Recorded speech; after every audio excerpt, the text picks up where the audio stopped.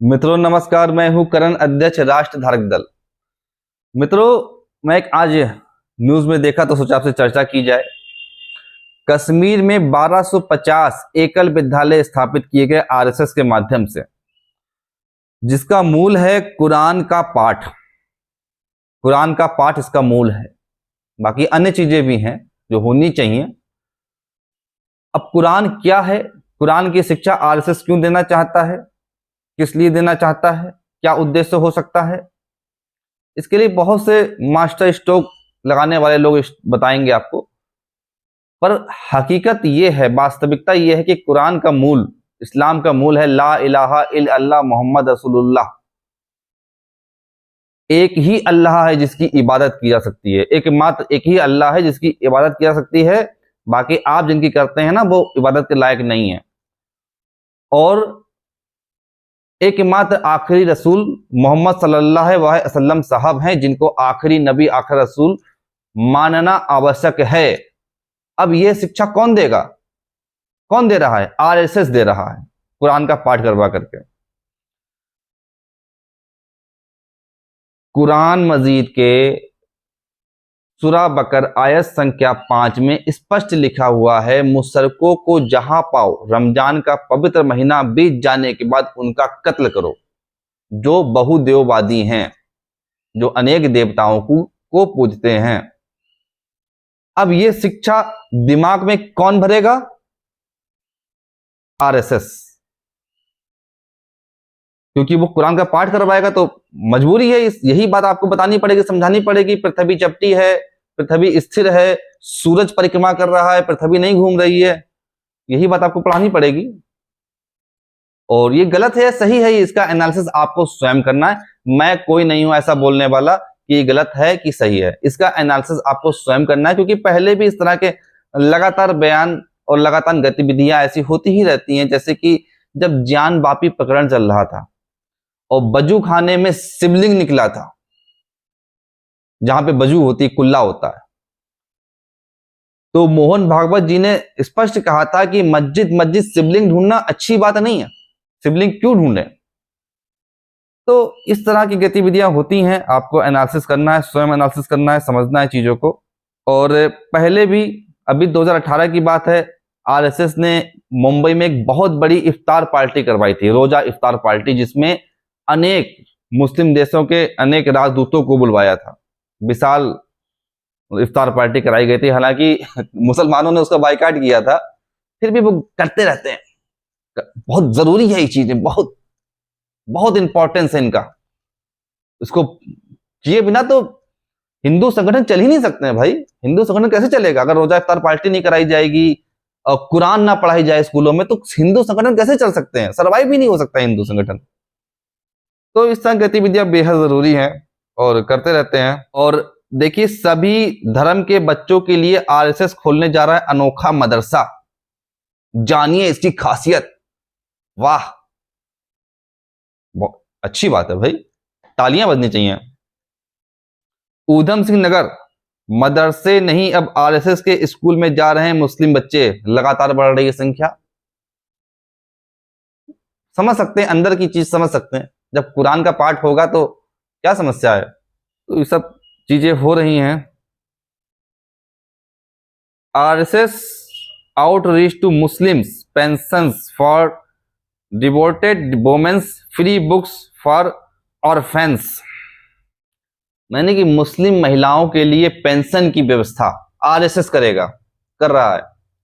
बच्चों के लिए बुक्स बांटेगा और मुस्लिम छात्राओं को स्कॉलरशिप देगा। आरएसएस मुस्लिम छात्राओं को देगा। ये सब चीजें हैं, हो रही हैं भाई। अच्छा, क्या हिंदुओं में विधवा महिलाएं नहीं है? ये विधवा महिलाओं के लिए था, तो क्या हिंदुओं में विधवा महिलाएं नहीं है? हिंदुओं में अनाथ बच्चे नहीं है? हिंदुओं के गरीब बच्चों को स्कॉलरशिप की आवश्यकता नहीं है? हिंदू संगठन तभी बन सकता है जब आप मुसलमान विधवा महिलाओं के लिए और बच्चों के लिए और मुस्लिम छात्राओं को आप अलग से व्यवस्थाएं देंगे, तभी आप सरकार चला सकते हैं। तभी आप केंद्र में अपनी सरकार बनाएंगे, तभी आप एक हिंदू संगठन चलाएंगे। यही हिंदू संगठन होता है? अगर यही है तो भाई आप स्वयं एनालिसिस करिए इस चीज को।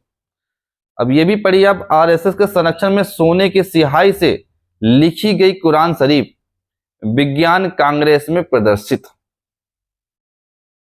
वही मोहन भागवत जी हैं जो कहते हैं हिंदू धर्म ग्रंथों की पुनः अवलोकन होना चाहिए, और कुरान शरीफ मतलब सोने की सिहाई से लिखी जाए। वाह क्या बात है, तालियां बजनी चाहिए। तो ये सब चीजें हैं। 3 तलाक से पीड़ित मुस्लिम महिलाओं के बच्चों की मदद के लिए मुस्लिम राष्ट्रीय मंच आरएसएस का ही एक संगठन है, मुस्लिम राष्ट्रीय मंच, जो कि इस तरह के दीनी कार्यों में खूब बढ़ चढ़ के हिस्सा लिया करता है। इंद्रेश जी इसके राष्ट्रीय अध्यक्ष जी हैं। तो दीनी काम होना बहुत जरूरी है, होते रहने चाहिए आरएसएस के माध्यम से, और हो रहे हैं। मुस्लिम राष्ट्रीय मंच पहल कर रहा है शहीद अशफाकुल्ला खान ट्रस्ट के जरिए रमजान में पूरे देश में जकात की रकम से तलाकशुदा महिलाओं के बच्चों की शिक्षा, स्वास्थ्य, रोजगार का ख्याल रखा जाएगा। निकाह कराने के लिए तलाक पीड़िताओं की मदद के लिए मंच काम करेगा। ये फैसला मुस्लिम राष्ट्रीय मंच की आगरा में होटल वैभव पैलेस में मंगलवार को हुई राष्ट्रीय परिषद बैठक में लिया गया। तो ये सब दीनी काम कंटिन्यूसली हुआ करते हैं, चल रहे हैं। अच्छा, इन सब चीजों के लिए पैसा कहां से आता है, फंड कहां से मुहैया होता है? तो फंड मुसलमान नहीं देता आरएसएस को। आज तक मैंने नहीं देखा किसी मुसलमान को आरएसएस को फंड या धन देते हुए, क्योंकि मैं भी बहुत लंबे समय तक संघी रहा हूं, संघ में रहा हूं, शाखाएं लगवाता था, जो गुरु पूर्णिमा के दिन दान देता था आरएसएस को, और लोगों से दिलवाता था, गुरु दक्षिणा दिलवाता था लोगों से। तो ये सब काम मैंने बहुत किए हैं, शाखाएं लगवाई हैं, गया हूं बराबर, सब चीजें संघ कार्यालय में जाता रहता हूं, अभी भी जाता हूं। तो मगर आप समझिए, पैसा किसका आप ले रहे हो, किससे पैसा लेते हो, खर्च कहां पे कर रहे हो, ये सब चीजों को आप समझिए। आपको क्वेश्चन करना पड़ेगा, सवाल करना पड़ेंगे। अगर कुछ गलत हो रहा है, अगर अच्छी बात हो रही तो बहुत अच्छी बात है, तालियां बजनी चाहिए। अगर कुछ गलत हो रहा है तो उस पर आपको क्वेश्चन करना पड़ेगा। क्वेश्चन उठाइए, सवाल खड़े करिए। हो सकता है आपका विरोध हो, विरोध को झेलिए। राष्ट्र को बचाना है, तो धर्म को बचाना है, देश को बचाना है, तो हिम्मत जुटाइए, आगे बढ़िए, सवाल करिए इन नेताओं से, इन हिंदू संगठनों से। और राष्ट्र धारक दल के 30 सूत्रीय एजेंडों को जरूर पढ़िए। ये राष्ट्र के लिए, देश के लिए, सनातन के लिए अत्यंत ही महत्वपूर्ण, सबसे महत्वपूर्ण है। अगर इस पे वर्क नहीं हुआ तो आने वाले समय में आप सरवाइव नहीं कर पाएंगे। इसलिए राष्ट्र धारक दल का साथ दीजिए, राष्ट्र धारक दल के एजेंडों के साथ जुड़िए,